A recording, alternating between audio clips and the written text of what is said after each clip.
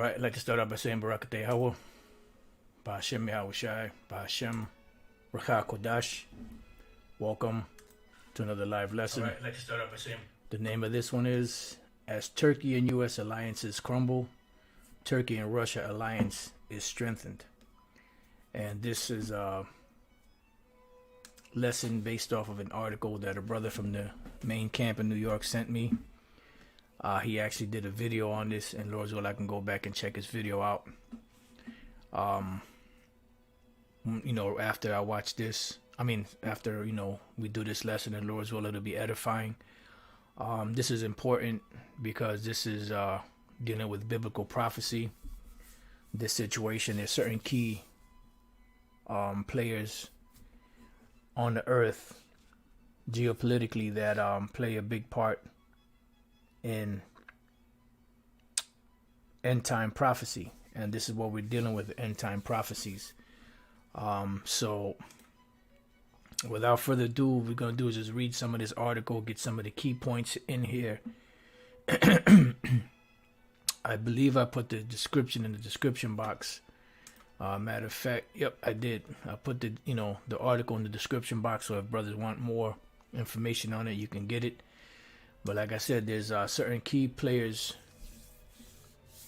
on the earth, country-wise, that play a big role and a big part in end-time prophecies. And we're witnessing, and we've been witnessing a lot of different prophecies popping up.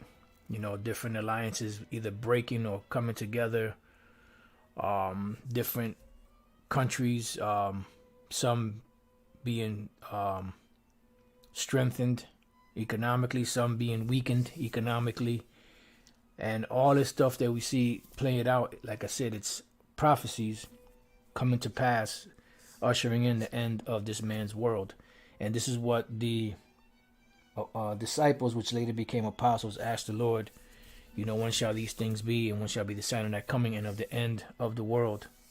And if you understand the word world in Matthew 24:3, the word there goes into the word eon, which the word eon means an uninterrupted age, or like a rulership.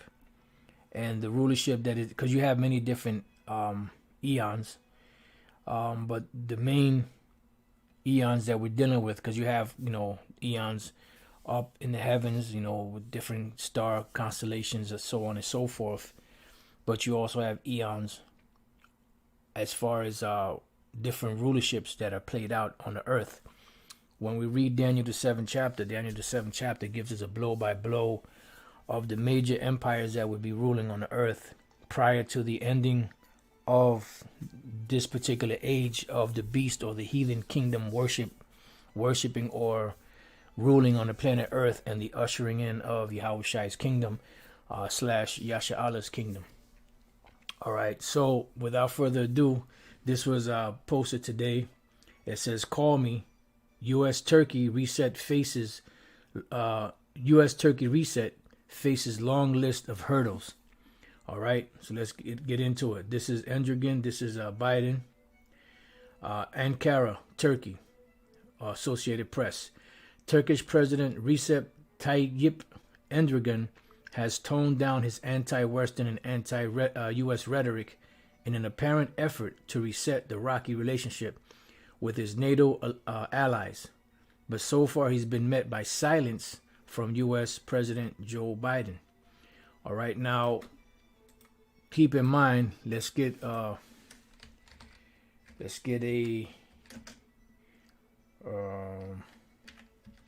map of Turkey. Try to see if we can get a decent one, something that gives us. Let me try this here.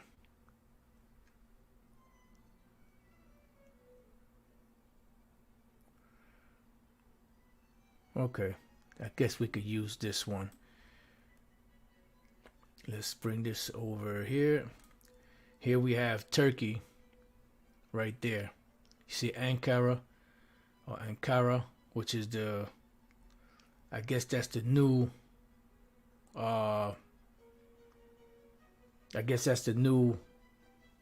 capital of Turkey, because it used to be Istanbul, Turkey, unless it's still Istanbul, Turkey, which used to be Constantinople until the Ottoman Turks took it over back in around 1453, and they started to put themselves up into power there. But Turkey plays a major role in end-time prophecy, so that's where it's at. You see Syria, you see Iraq to the east, you see to the south Jordan, you see to the west Israel, then you see further to the west Egypt, then you see further south Saudi Arabia, you see further east Iran, so on and so forth. You see up north, you see Russia. So these are key players in this up and coming destruction. All right, so let's go back. It says nearly 2 months into his presidency, Biden still hasn't called Erdogan, which some in Turkey see as a worrying sign. By contrast, former President Donald Trump and Erdogan spoke just days after the 2016 election. Ties between Ankara and Washington, which once considered each other a strategic partner or strategic partners, have steadily deteriorated in recent years over differences on Syria, Turkey's cooperation with Russia, and more recently on Turkish naval interventions in the eastern Mediterranean, which U.S. officials have described as destabilizing because it's breaking apart their relationship. Because remember, Turkey is considered to be a part of NATO. Just bear with me 1 second.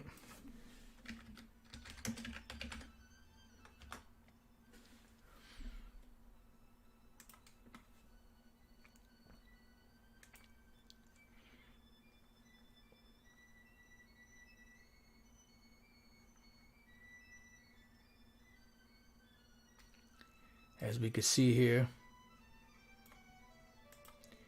these are the NATO member countries. This is as recent as 2021. You see all of the European nations that are all up in there. Then you have down here Turkey, which joined in 1952. All right, this was not too long after they were established. They were established 1949, I believe it was. So Turkey joined not too long after the establishment of NATO. All right, so that is breaking up. So it says, and then who are they cooperating with? They're cooperating with Russia. So keep in mind that when we go into some of these precepts. It says, despite tensions, many within Erdogan's government were hoping for 4 more years of the administration led by Trump, who had a personal rapport with Erdogan and didn't give him any lectures about Turkey's human rights record. Biden drew ire from the Turkish officials. Ire means anger. From Turkish officials, like Ireland means angry land. Turkish officials after an interview with the New York Times in which he spoke about supporting Turkey's opposition against autocrat Erdogan. In public statement, Turkish officials have played down the lack of a phone call from the White House. Nothing that conversations are happening at other levels, but a senior Turkish government official told the Associated Press that Erdogan's office is not thrilled about it. The official spoke on condition of anonymity due to the sensitivity of the issue. Jen Psaki, the White House press secretary, said last week that there were many world leaders Biden still hadn't talked to and that she was sure he would call Erdogan at some point. It says, left with few friends due to a spate of assertive foreign policy, anti-Western rhetoric, and increasing authoritarianism, Turkey is now looking to attract foreign investments to rescue its troubled economy. Erdogan has been reaching out to the U.S., European nations, and other former allies in a bid to patch troubled relations and its international isolation. Biden, who has spoken about restoring international alliances and traditional ties as well as strengthening NATO, would have an interest in rebuilding ties and tries to pull Turkey away from Russia's sphere of influence. Now, keep in mind that Turkey's sphere of influence, Russia's sphere of influence, the cooperation with Russia.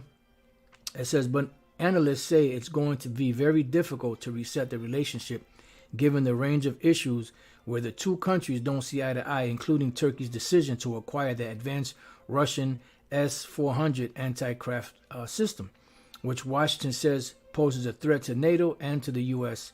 F-35 fighter aircraft program.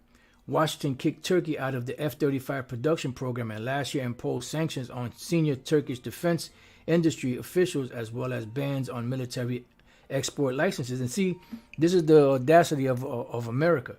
They could do whatever they want. They can make alliances with whoever they want. But if as soon as some other nation tries to do that, they'll step in and put sanctions on them and just do whatever to make these people's lives miserable.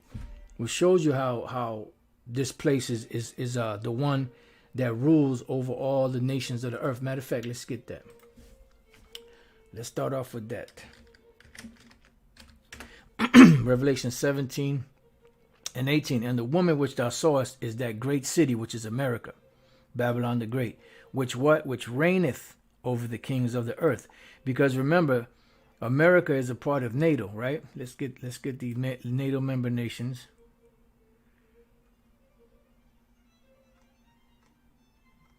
United States, right here, 1949. They were one of the very first, in that mix. So, if this is a partnership, it would be sensible to say that all of these nations coming together, they would have to come together to make a decision jointly because it's an organization. But when it comes to decision making, America or the United States, whatever they want, that's what they're going to get. It doesn't matter if the majority of these nations are against that decision. America is the one that holds sway over the whole NATO thing. See? And this is why we read in Revelation 17 and 18, and the woman which thou sawest is that great city which reigneth over the kings of the earth. And America is that land, that mass land, through her governance and her military, that is gathering all these nations together, that is ruling over all these nations. Who are all these nations trying to be like? They're not trying to be like Russia. They're not trying to be like Africa. They're not trying to be like China. They're not trying to be like Brazil or any big countries out there. They're trying to be just like a big bad America. Babylon the Great, which is the woman, which is that harlot that sitteth upon the scarlet colored beast and reigns over all the kings of the earth and has that big chalice of abominations that she's making all these nations drink from.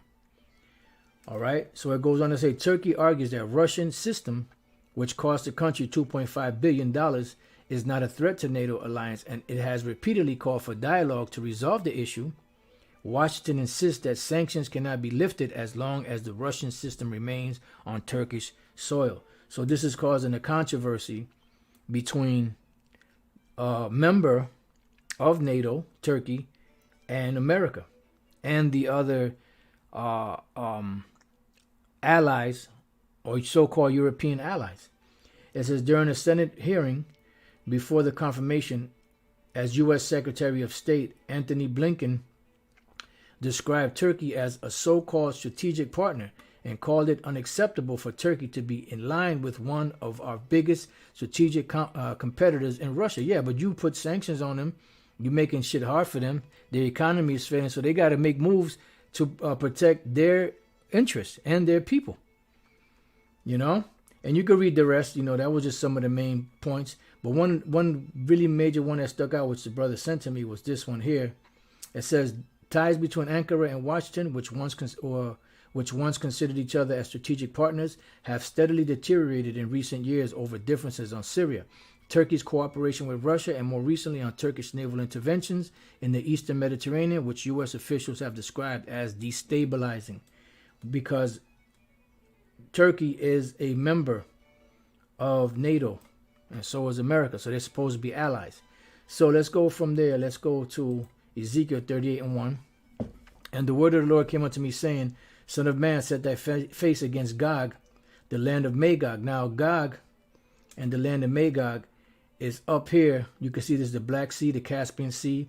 This is Turkey here, Syria down here, then Israel down here.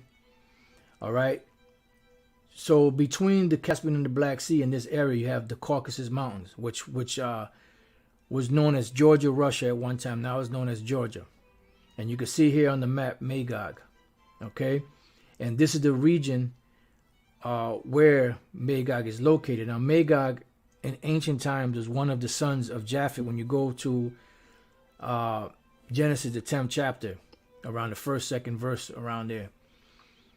But the so-called Russians today are not descendants of Japhet, because those Edomites that you see all over Europe and Asia, certain parts of Asia, are pretty much Edomites that took over the lands of the original Japhetic people, which the original Japhetic people are dark-skinned people. You can do research on the Etruscans. You could do research on the Minoans. You could do research on the Picts. You know, these are all brown-skinned people that are of Japhet, that were ruling all of these different lands in Europe and all of the these islands in the Mediterranean Sea, until Esau came in and took them over. All right. So going back, it says, Son of man, set thy face against Gog, the land of Magog, the chief prince of Meshech and Tubal. Now, where is Meshech and Tubal located? Well, Meshech and Tubal are both located within Turkey. You know, some put it, you know, a little more to the east, and some put it a little more to the west, but it's in this region here. All right, Meshech and Tubal, which they're what? They're a chief prince, meaning they're a guard unto Meshech and Tubal. So we're seeing the alliance of Russia and Turkey being cemented, you know, by these different cooperations and different things that are happening between them. Because the Lord at the end of the day is going to set everything back in its proper order, and he's going to cause his prophecies to come to pass. Now, sometimes I have a hard time finding this. I know it's in Proverbs.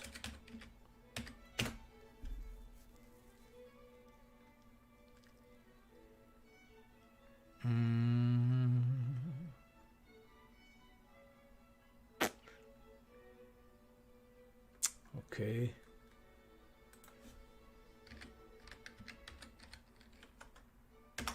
You know what? Let me look at it for it over here, because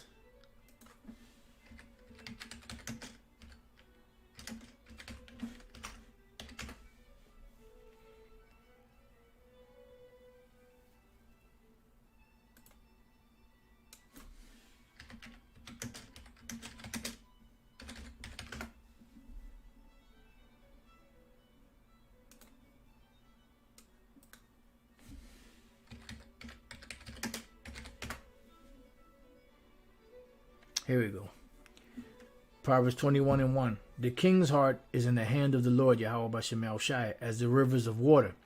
He turneth it whithersoever he will. And this is why you see the alliance between Russia and Turkey, because the Lord, although Turkey is a part of NATO, the Lord is steering Turkey's mind towards Russia. And you got to remember that in these regions here, Russia, China, and certain other regions have vested interests, and they spent a lot of money building up some of those areas. And America just trying to come in there and bogart like they always do. They wait for you to build something up, then they come and take it. Like, I won't be surprised if they right now, you know, hatching plans to go into the Congo to take over that region where they found, you know, that gold. No, I believe it was a mountainous region where they found gold. I wouldn't be surprised if they're trying to get up in there to take it. Oh, then the brother already put it up. Right here, Proverbs 21:1. The king's heart is in the hand of the Lord, as the rivers of water. He turneth it whithersoever he will. Okay. Now let's go back. So we dealt with Meshech and Tubal. Son of man, set thy face against God, the land of Magog, which you showed you where that's at, the chief prince of Meshach and Tubal, and prophesy against him. Why? Because this is going to be a future scene, where prophecy was going to take place. All right.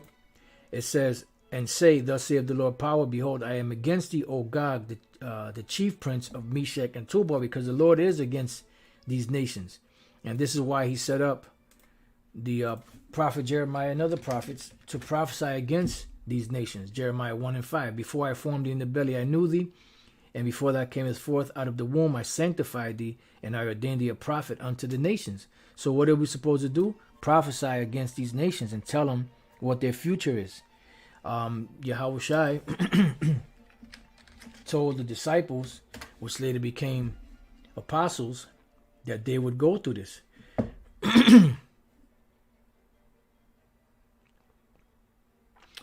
Matthew 10:18, and you shall be brought before governors and kings for my sake, for a testimony against them, and what? And the Gentiles. Now, what is this testimony that is being given against the nations and against their kings and against their rulership?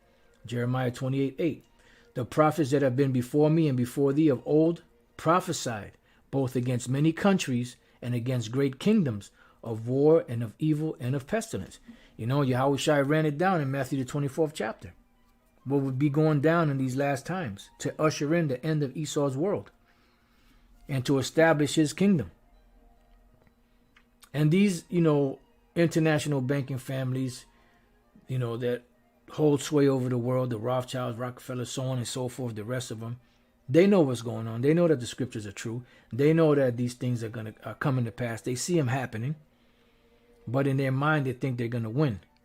And this is the demented state that they're in.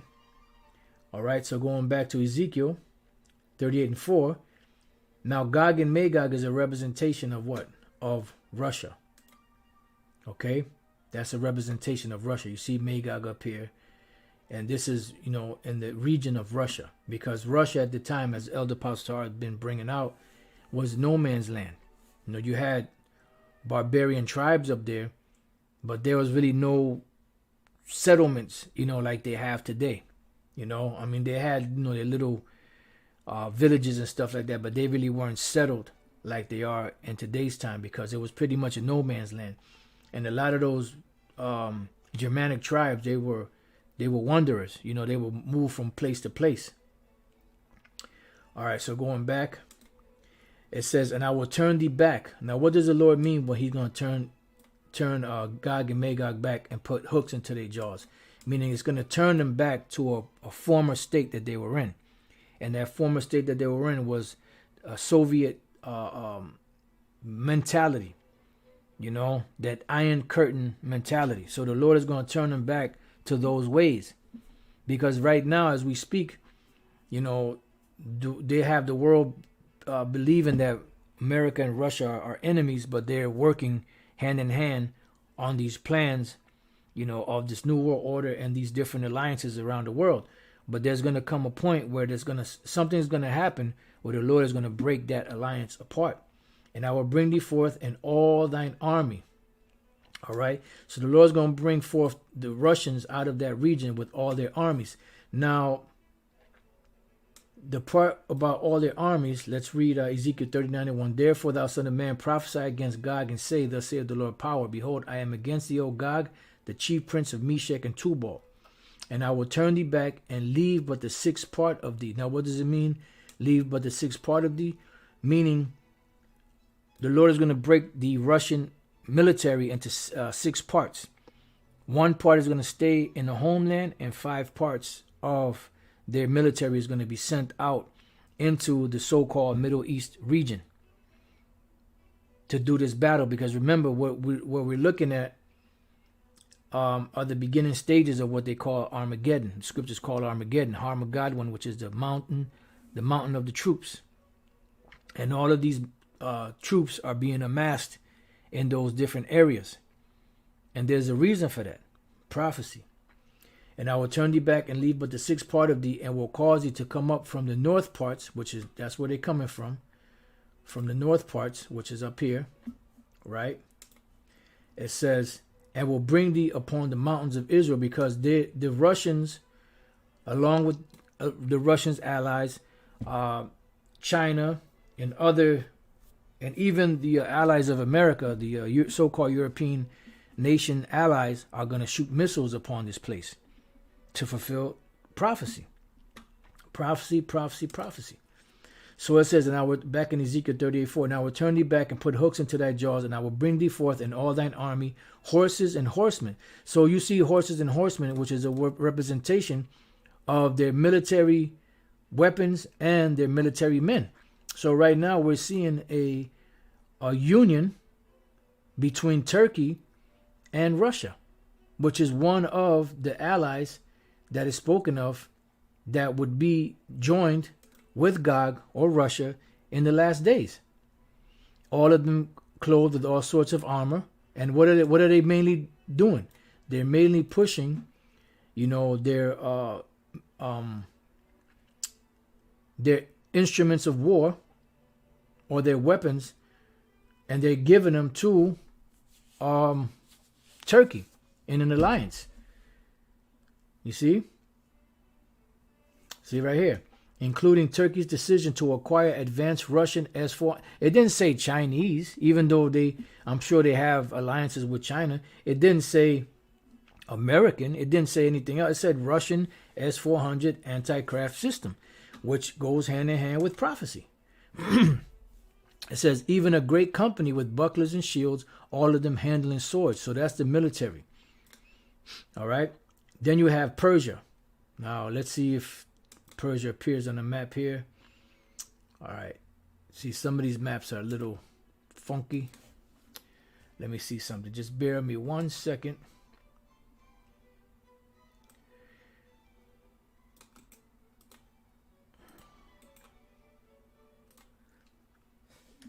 Just bear with me 1 second.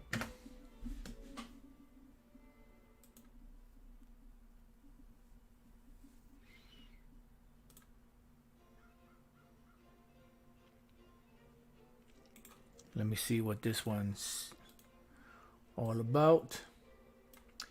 Here you have Russia, right? Which is Gog, Magog. And they have Gog and Magog, or Magog right here, where you have Georgia, which used to be a part of Russia. You have Turkey here. And then what do you have here? Iran, which Iran was formerly known as Persia. In 1935, I believe it was, they changed the name from Persia to Iran. Now going back, it says Persia, Ethiopia. So we see Persia. Then we scroll back, we see what? Ethiopia, right? And then we have Libya, which is northern so-called Africa. See, so all of these are strategic allies of Russia, and they have invested powers in these regions because they've invested a lot of money in some of these regions. And this is all building off of biblical prophecy. And we're seeing one of the major players linking up with another major player, Turkey and Russia. So it says with them, all of them with shield and helmet. Yeah, because Russia is supplying a lot of these different nations with those weapons. It says Gomer and all his bands. Now, where is Gomer? Gomer is here also in the land of Turkey. Gomer, it says the house of Togarmah of the north quarters. And you see the house of Togarmah is right there, also in Turkey. All right. So these are all major players and end-day prophecies. But the thing about some of these chapters in prophecy, sometimes they jump forward in time, sometimes they jump backwards in time. Like you have, for example, the book of Revelation jumps forward and backwards in history. And this is why when somebody tries to read it like an Aesop fable, it doesn't make sense to them. And they get it mixed up because they don't have the ability to break it down properly. You see? Just hold on 1 second. And this is why sometimes the scriptures could be difficult to break down, because they're not there's mysteries. If there's a mystery, it's not going to be plain to you. You know, because I was reading through some of these commentaries, and pretty much, you know, when it comes to certain prophecies, these devils are clueless. They're clueless as to what's going on. You know, and the closer we get to the end, you know, the more plain and more clear these things are going to become. So it goes on to say, Gomer and all his bands, the house of Togama of the north quarters, and his band and all his bands, and many people with thee. So they're going to have a lot of allies fighting with Russia against America. You see, and this is why you see the things happening in the instability of the dollar, and how you have these different corporations, or should I say countries, that are joining league together one with another. You know, you have the Shanghai Corporation, you know, you have BRICS, BRICS, which is Brazil, Russia, China, India, and South Africa. You know, they have an alliance. The Shanghai Corporation, you have different corporations coming together and cutting out the dollar. You know, even though they still have dollars that they're in debt with, but they're cutting that out and making other alliances because to strengthen their economy. It says, in all his bands and many people with him, be thou prepared and prepare that for thyself, thou and all thy company that are assembled unto thee, and be thou a guard unto them, meaning be a protection unto these nations. And this is why we see this alliance going on between Turkey and Russia. You know, it says, after many days thou shalt be visited, in the latter years thou shalt come into the land that is brought back from the sword. What is the land that is brought back from the sword? The land of Israel. Because when we go to the book of Luke 21 and 24, it says, and they shall fall by the edge of the sword. This is dealing with 70 AD. Israel falling by the edge of the sword, and shall be led away captive into all nations, and Jerusalem shall be trodden down of the Gentiles. These are the actual nations, until the time of the Gentiles be fulfilled, meaning until their rulership and their world powers come to an end. We read about that in the book of Daniel, 7th chapter. Perfect chapter to go into that whole breakdown of these world empires that would be ruling. And at the end of that, of it all, would be what? Yahweh Shai being established back up in his kingdom. All right. So this is the land that is brought back from the sword, and is gathered out of many people, because many people have had that land in their possession. You know, even as recent as 1948. You know, the Amalekites against the mountains of Israel, because they're going to come against that region. It says, which have been always waste, but is brought forth out of the nations, and they shall dwell safely, all of them. And eventually, the people of Israel are gonna, the Israelites, not the people that are living there now, the real Israelites, so-called Negroes, Latinos, and Native American Indians, are gonna dwell safely in that land eventually. And these nations are not gonna be able to do anything to stop it. Esau ain't gonna be able to do anything to stop it. The scriptures even speak about Esau having dominion over those lands right now. It says, thou shalt ascend and come like a storm. Thou shalt be like a cloud to cover the land. Thou and all thy bands and many people with thee. The bands are what? The different military men, squadrons, and platoons and all of that they have with them. And they're going to come like a cloud over the land of Israel. It says, thus saith the Lord power, it shall come to pass that at the same time shall things come into thy mind, and thou shalt think in evil thoughts. See? So something's going to happen where the Lord's going to stir up the mind of the Russians to come against America. Excuse me, because right now as we speak, they playing like they're enemies, but they still have certain alliances and certain things that they do, financially, that have them tied together. But eventually that's going to be severed. Because remember, all of these nations are doing what they do. Why? For the purpose of making money for the purpose of advancing the economy of their nation.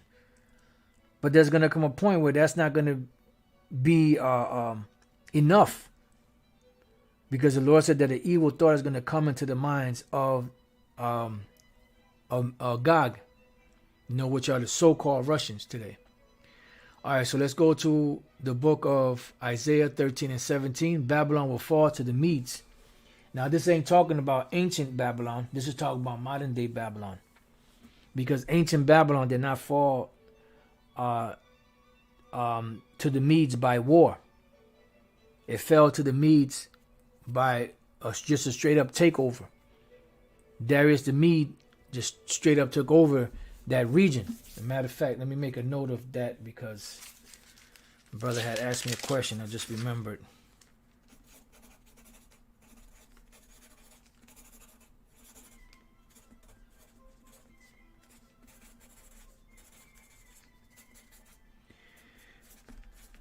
Okay.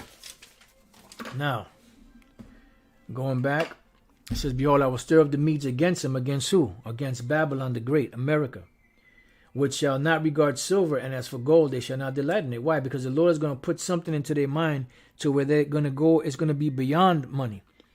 See, because these international bankers think that any problem they come across, they could throw money at it, because, the scriptures say money is a defense, and money answereth all things.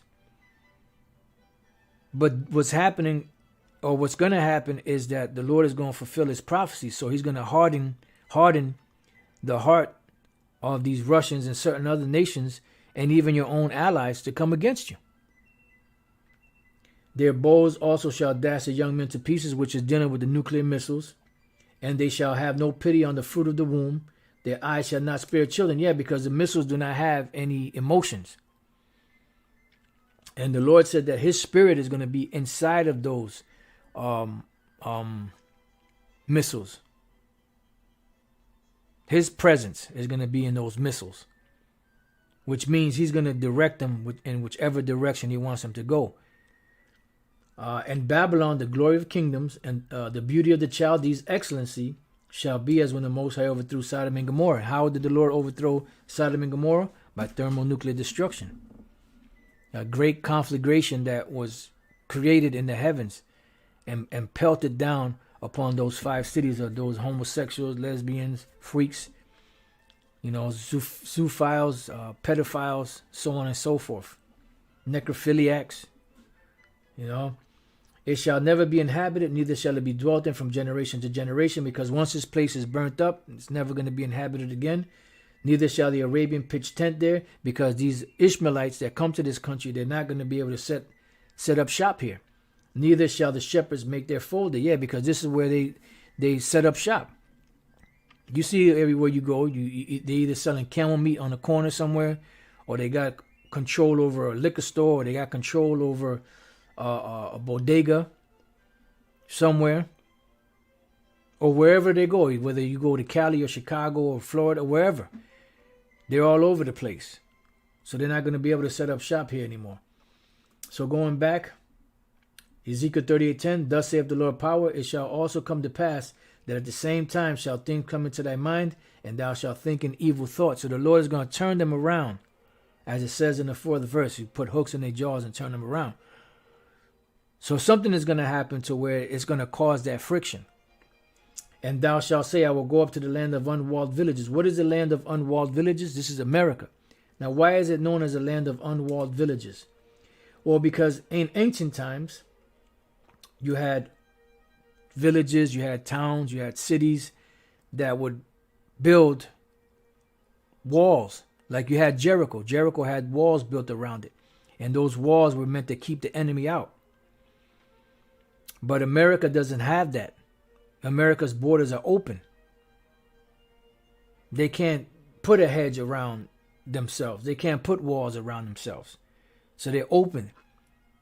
So the enemy is going to penetrate, and they have so-called missile defense systems where they will deflect or destroy missiles coming to this country, but that's not going to work. Because remember, the Lord is in control of that. His spirit is going to be in that. And the scriptures say that even when they crash against each other, they're not going to hurt it. because it's going to keep moving forward. So the word there is parawazayam,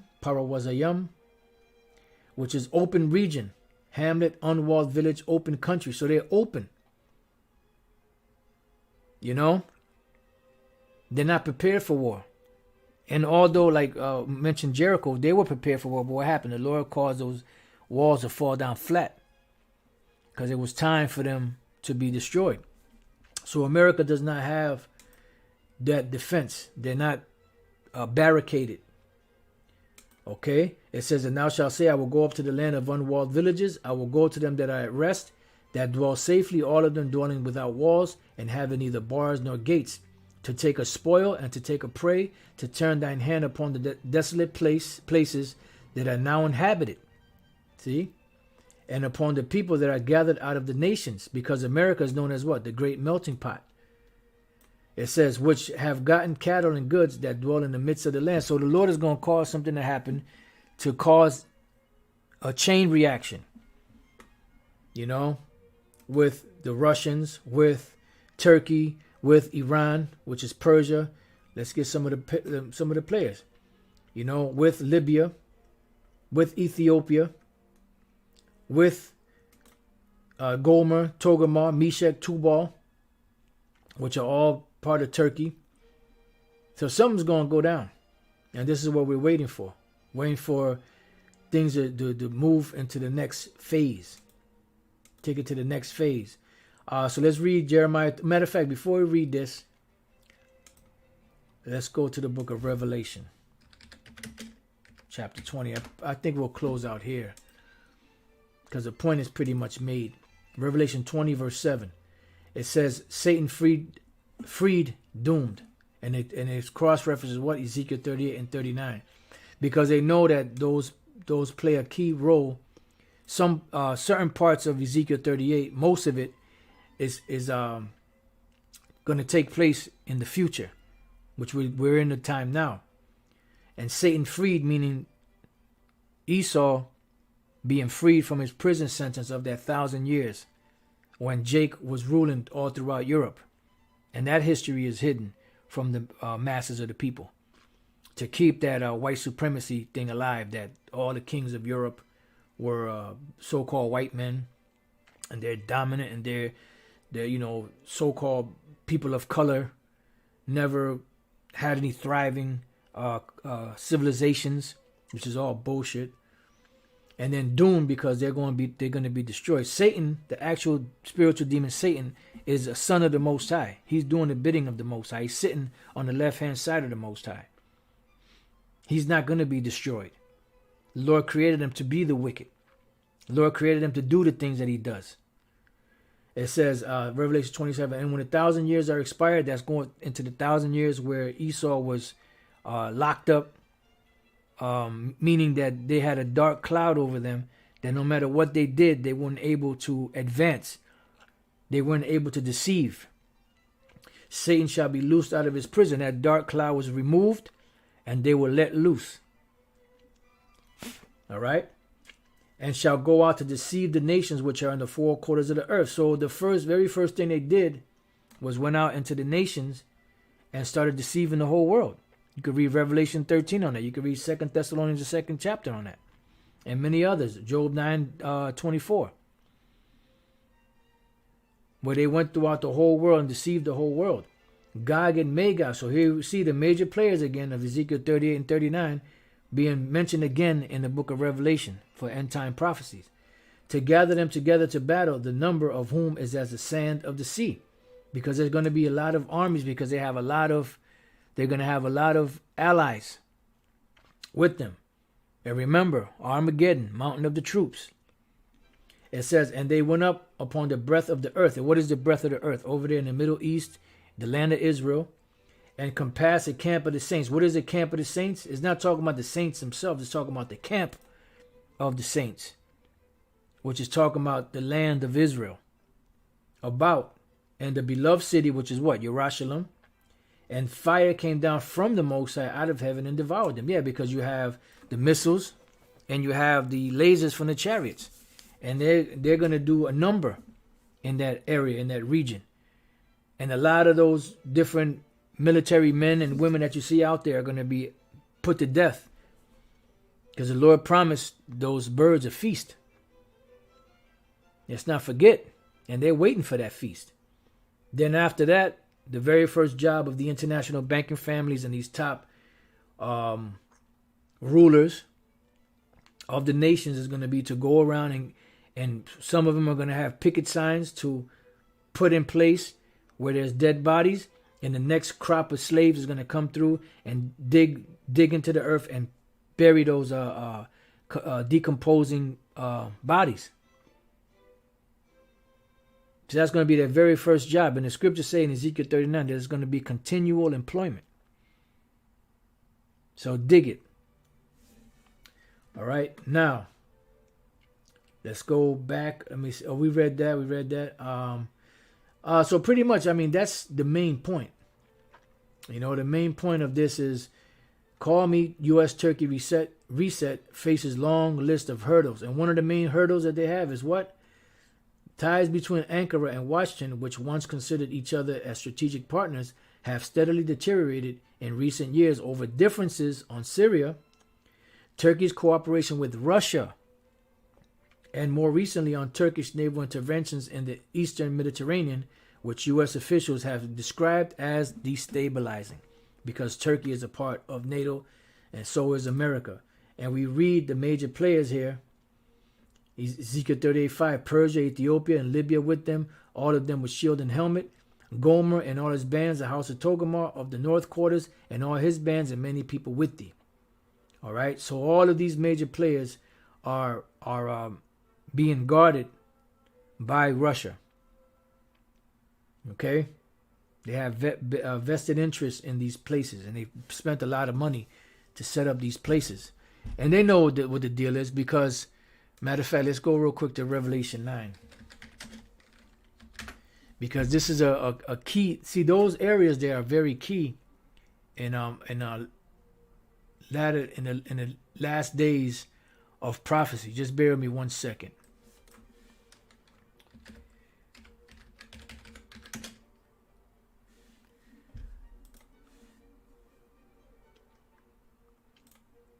All right. This one's going to be kind of small. See if I can find a bigger one. Just bear with me 1 second.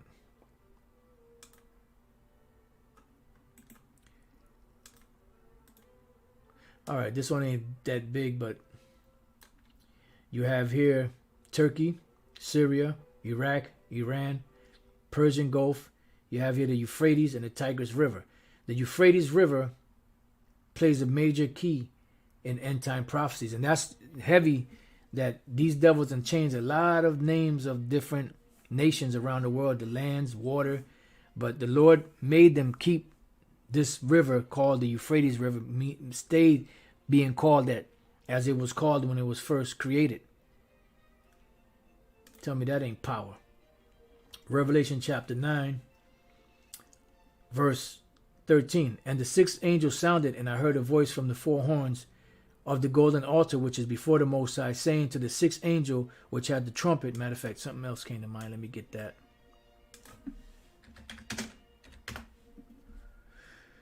It says, loose the four angels which are bound in the great river Euphrates. So you have to remember that you have angels in these regions that are holding back these nations from advancing and making certain things because they're working on the minds of these nations. Let's go to Daniel real quick, chapter 10.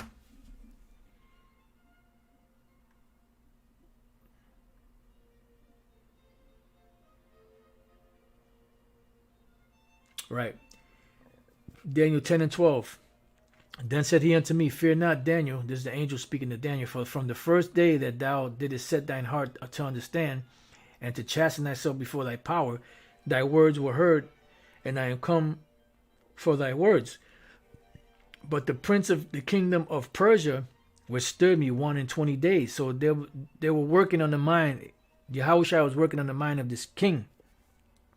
But the king had a strong mind. So it says, but lo, Michael, one of the chief princes, came to help me, and I remained there with the king kings of Persia. Yeah, so pretty much the Lord was working on the mind of this particular king to, do what they wanted him to do. Not that they didn't have power to do it, but this is to show you how the Lord does things in time, time and chance, as the scriptures say. At the same time that was going down, also Daniel was going through a trial because he was fasting to have his prayers or his petition answered. So the Lord kills a bunch of birds with one stone. So that's just to let you know that the angels are working on the minds of these kings in this region to hold back so that they can't bring the destruction until the Lord fulfills his mission. It says, and the 4 angels were loosed, because there's going to come a point where they're going to be loosed, which will prepare for an hour and a day and a month and a year for to slay the third part of men, which the third part of men is a representation of Esau. All right. Then we read in Revelation 16 and 16, it says, and he gathered them together into a place called in the Hebrew tongue Armageddon, or Harmageddon, which is the mountain of the troops. And as you read down, it speaks about the nuclear destruction. But as you read up in the 12th verse, and the 6th angel poured out his vial upon the great river Euphrates, and the waters thereof was dried up, that the way of the kings of the east might be prepared. So this region is very strategic in end time prophecies also.